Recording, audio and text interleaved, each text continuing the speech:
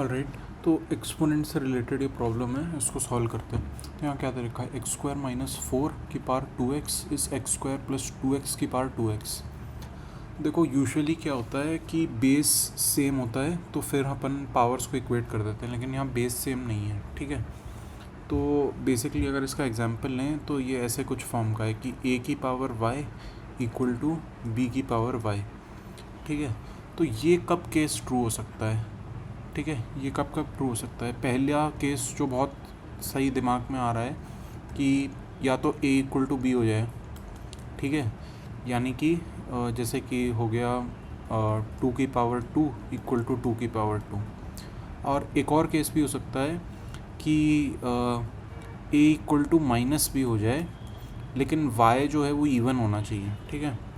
तो यहाँ पे कितना हो जाएगा, जैसे कि 2 की पावर 2 इज़ माइनस 2 की पावर 2, ये भी एक केस हो सकता है। और तीसरा एक केस हो सकता है कि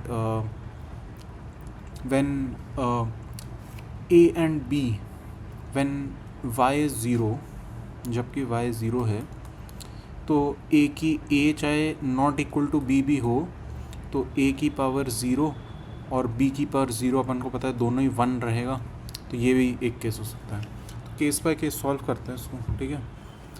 पहला केस ले लेते हैं। पहले केस में क्या है, a इक्वल टू b, यानी कि x square minus 4 is equal to x square plus 2x, ठीक है। तो यहाँ से कितना आ जाएगा, x की वैल्यू कितनी आ जाएगी, -2, ठीक है। लेकिन अब ये वैल्यू आई है तो इसको इसमें पुट करके भी देखना है कि सेटिस्फाई कर रहा है कि नहीं कर रहा है। तो -2 डाला तो कितना आ जाएगा, 4 - 4 0 की पावर -2, और यहाँ पे कितना आ जाएगा RHS पे, -2 4 और 4 - 4 ये भी हो जाएगा 0 की पावर -4 हो जाएगा, ये भी -4 है, -2 नहीं है। तो ये अपन को पता है 1/0 की पावर 4 लिख सकते हैं, ये अनडिफाइंड होता है, ठीक है। तो ये अनडिफाइंड है तो x इक्वल टू -2 तो सोल्यूशन नहीं होएगा क्योंकि ये अनडिफाइंड है ना, तो इसको नहीं लेंगे, ठीक है। दूसरा देखते हैं क्या है, a equal to -b। a equal to -b कैसे सॉल्व करेंगे अपन, x square -4 equal to -b है तो कितना हो जाएगा, -x स्क्वायर -2x, ठीक है। तो ये कितना हो जाएगा, ये हो जाएगा 2x square plus 2x -4 equal to 0, ठीक है। तो ये कितना हो जाएगा, 2x square plus 4x -2x -4 equal to 0। तो ये कितना हो जाएगा, 2x, ये हो जाएगा x प्लस 2, और यहाँ से -2 कॉमन ले लेंगे तो यहाँ पे x प्लस 2 आ जाएगा इक्वल टू 0। तो यहाँ से x की क्या क्या वैल्यू आ जाएगी, एक हो जाएगा 1 और एक आ जाएगा -2। देखो -2 तो अभी अपन ने चेक किया था कि ये फॉर्म आ रही है तो अनडिफाइंड है, तो -2 तो नहीं होएगा सोल्यूशन।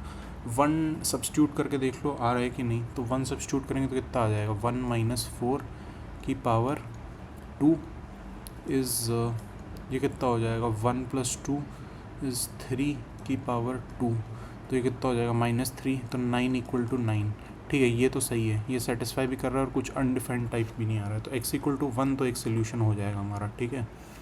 और अब तीसरा केस क्या बचा कि तीसरा केस ये है कि y 0 हो जाए, ठीक है। तो उस केस में क्या होगा, तो यानी कि y मतलब अपने केस में 2x, तो केस 3 में हो जाएगा कि अगर 2x 0 हो जाए यानी कि x 0 हो जाए, ठीक है, तो ये एक सोल्यूशन हो सकता है, लेकिन इसको वेरीफाई करते हैं। 0 - 4 तो ये हो जाएगा -4 की पावर 0, और राइट हैंड साइड पे कितना हो जाएगा, 0 की पावर 0।